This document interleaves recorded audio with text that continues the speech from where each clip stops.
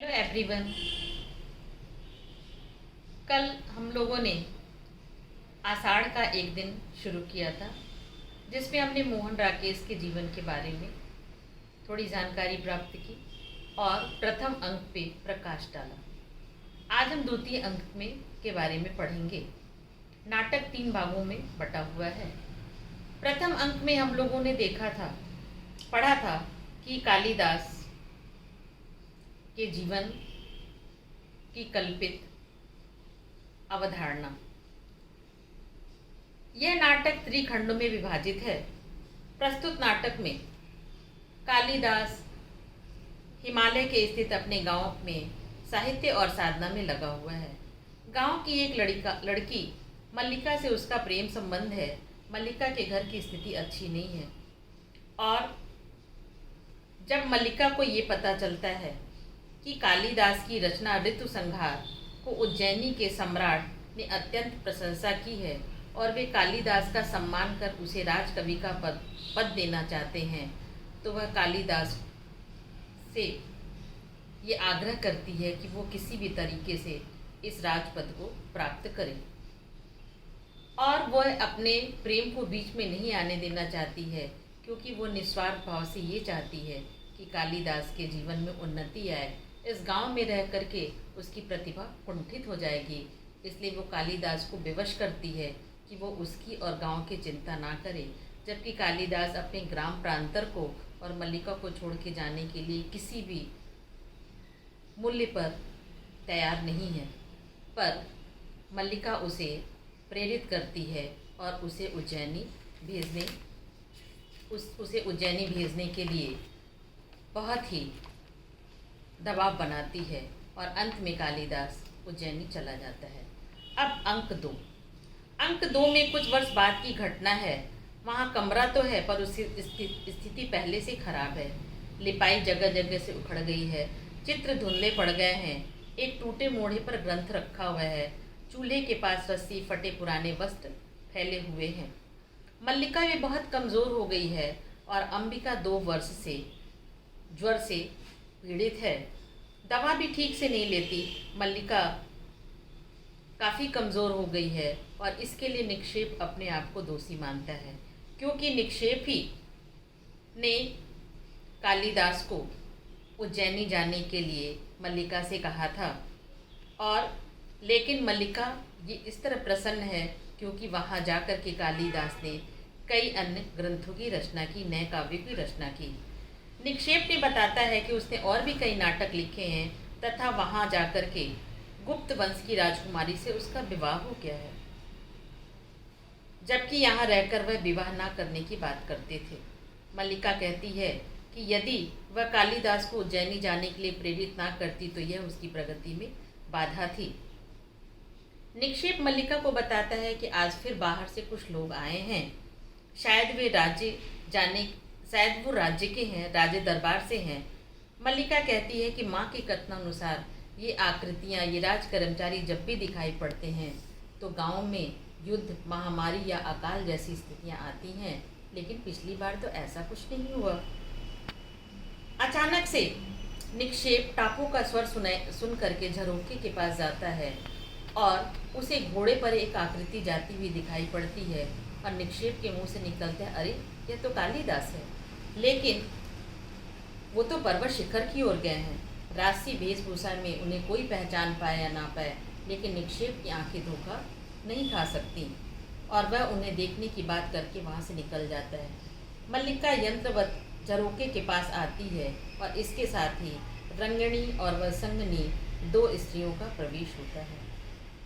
वह बताती हैं कि वह दोनों इस ग्राम प्रदेश में घूमती हुई कक्ष का निरीक्षण करने आई हैं, यहाँ के लोगों के जीवन शैली का निरीक्षण करने आई हैं, क्योंकि कालिदास ने अपनी रचनाओं में जिस गांव की बात कही है और कि जिस वातावरण की बात कही है, वो उस जगह को देखने आई कि इन जगहों में क्या ऐसी चीज़ है जिससे कालिदास की रचनाएं इतनी सटीक और इतनी प्रभावशाली होती हैं। इसके बाद जिस प्रदेश ने कालिदास जैसी असाधारण प्रतिभा को जन्म दिया, वे उनकी पृष्ठभूमि का अध्ययन कर रही हैं। कवि ने कुमार संभव में लिखा है कि यहाँ रत्न और औषधियाँ प्रकाश देती हैं, और वे मल्लिका से पूछती हैं, वे प्रकाश देने वाली औषधियाँ कौन हैं? मल्लिका उन्हें समझाती हुई कहती है कि औषधियाँ प्रकाश नहीं देती। तो क्या कालिदास ने असत्य लिखा है? मल्लिका के उत्तर से असंतुष्ट होकर वे चली जाती हैं।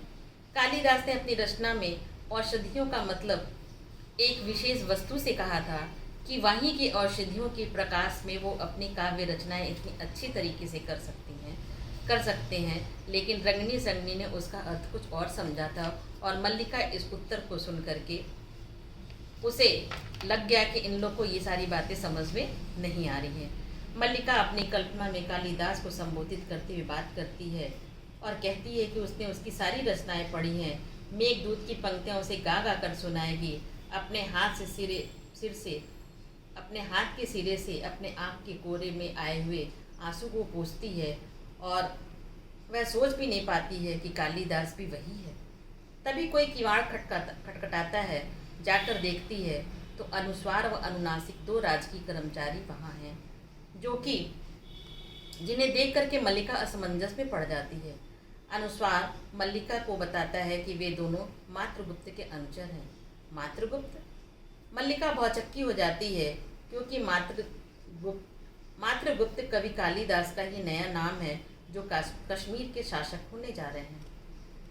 उनकी राजमहसी देवी प्रेम गुंजरी मल्लिका से मिलना चाहती हैं, और वे दोनों घर को व्यवस्थित करने आते हैं। वो उज्जैनी के अधिकारी हैं जो आकर के घर को व्यवस्थित कर रहे हैं, क्योंकि राजकुमारी का प्रवेश होने वाला है। देवी प्रियंगु अभी प्रवेश करती है, और तभी मातुल मल्लिका की प्रशंसा करते हुए परिचय कराता है। प्रियंगु मातुल को बाहर भेज देती है कि जाकर विश्राम करे, और मल्लिका से स्वयं बात करती है। कहती है, जब कालिदास मेघदूत लिख रहे थे तो यहाँ की चर्चा करते थे। इस भूमि का आकर्षण ही उन्हें यहाँ ले आया है। प्रियंगु झरोखों से बाहर देख करके वहाँ का सौंदर्य देखने में व्यस्त है, और मल्लिका को भी पास बैठने के लिए कहती है। मल्लिका के हाथ में कालिदास के ग्रंथ को देख करके प्रियंगु आश्चर्यचकित रह जाती है, और उसने मल्लिका को यह बताया कि उसे यह ज्ञात हो चुका है कि वह कालिदास की बचपन से संगनी है। वे जीवन की चर्चा करते करते इस तरह हमेशा हो जाते हैं, और वे मल्लिका से चर्चा के दौरान ये बताती है कि साहित्य उनके जीवन का पहला चरण था। अब वह दूसरे चरण में वह चाहती तो उसके चरण आगे बढ़े, पीछे ना हटे। मल्लिका राजनीति के विषय में अनभिज्ञता प्रकट करती है।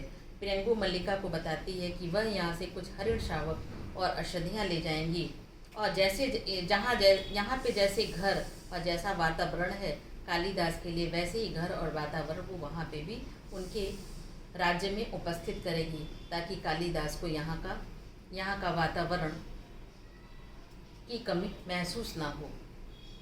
वह मल्लिका के साथ चलने को कहती है, पर मल्लिका विनम्रतापूर्वक कहती है कि वह स्वयं को इस गौरव की अधिकारिणी नहीं समझती, तथा उसके साथ जाने से मना करती है। प्रियंगु कहती है कि अनुस्वार अनुनासिक ये हमारे राज्य के अधिकारी हैं, अगर तुम चाहो तो इनके साथ विवाह कर सकती हो, पर मल्लिका उन्हें मना कर देती है। अंबिका अस्वस्थ हालत में ही वहाँ आती है, और मल्लिका यह करके कि वह अस्वस्थ है उसे वापस अंदर लेना चाहती है, पर माँ शिकायत के स्वर में मल्लिका से कहती है कि वह उससे अधिक स्वस्थ है। प्रियंगु घर की दुर्दशा देख करके उसकी परिसंस्कार की बात कहती है, पर मल्लिका इसके लिए मना कर देती है। वह अपने इस पतियों को आदेश देना चाहती है, पर मल्लिका के ना चाहने पर वह आदेश नहीं दे पाती है। अंबिका चाहती है कि प्रियंगु उनकी सहायता करे, घर का परिसंस्कार करे। वह मल्लिका को समझाती है कि कालिदास शासक है, उसके पास संपत्ति है, पर मल्लिका के हट के आगे वह विवश है। तभी विलोम प्रवेश करता है और अंबिका से गांव की स्थिति के बारे में बताता है कि सारा गांव उनके सौभाग्य पर ईर्ष्या कर रहा है। अंबिका कहती है कि वह स्वयं ग्रामवासियों को अपने सौभाग्य के बारे में बताएगी। विलोम कहता है कि आज ग्रामवासियों को उसकी बात सुनने का अवकाश नहीं, वे बाहरी अतिथियों के लिए यहाँ के पत्थर और सामग्री को जुटाने में लगे हुए हैं। राजवधू के विशेष आगमन पर हरिण शावक एकत्रित किए जा रहे हैं। राज परिवार से कलाकार आए हैं जो यहाँ के सारी वस्तुओं की अनुकृतियाँ बना रहे हैं। हर वस्तु का निरीक्षण किया जा रहा है और सारी वस्तु को यहाँ से ले जाने की तैयारी की जा रही है। अंबिका बोलते बोलते हाँफने लगती है। मल्लिका माँ को विश्राम करने को कहती है। विलोम कहता है कि कल के उत्सव की सूचना देने आया था। आश्चर्य है, कालिदास ने यहाँ आना उचित नहीं समझा। विलोम इस नाटक का खलनायक है और वह ये सारी बातें मल्लिका और कालिदास को बताकर ही उन्हें उकसाना चाहता है।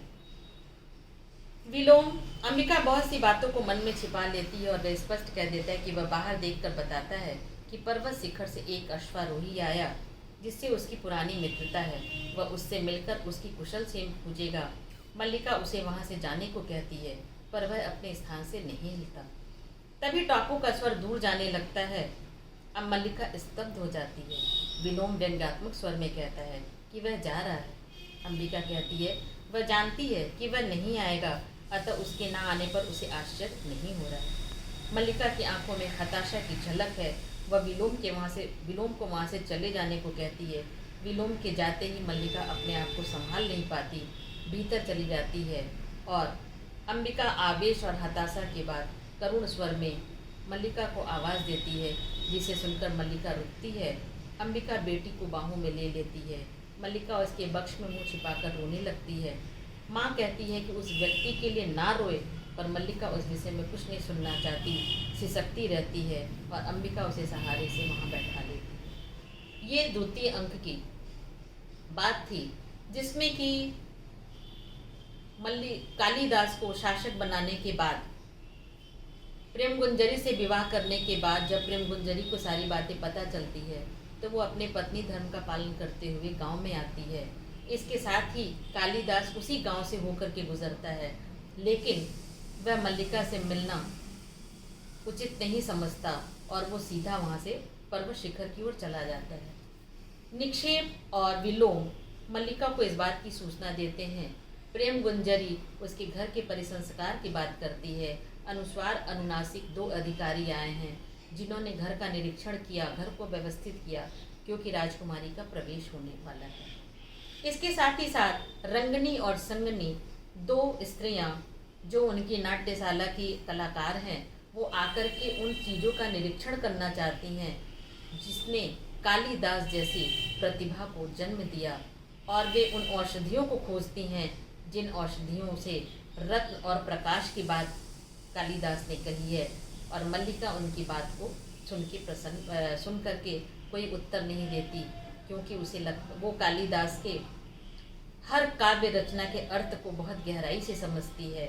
और अंत में मल्लिका को एक आशा है, विश्वास है कि कालिदास उससे मिलने ज़रूर आएगा, लेकिन कालिदास उसी रास्ते से होकर के चला जाता है। पूरे गांव में चर्चा है, सब अंबिका मल्लिका और मातुल के सौभाग्य की चर्चा कर रहे हैं, पर मल्लिका एक स्वाभिमानी स्त्री होने के कारण किसी भी किस्म का दान या किसी भी किस्म की सहायता लेने से अस्वीकार कर देती है, और इस प्रकार वो एक अपने स्वाभिमान को बनाए रखती है और अंत में हताश और निराश होकर के वो अपने माँ के गले लग करके रोने लगती है। माँ भी बहुत बीमार है और मल्लिका की स्थिति भी पहले से बहुत ज़्यादा खराब है।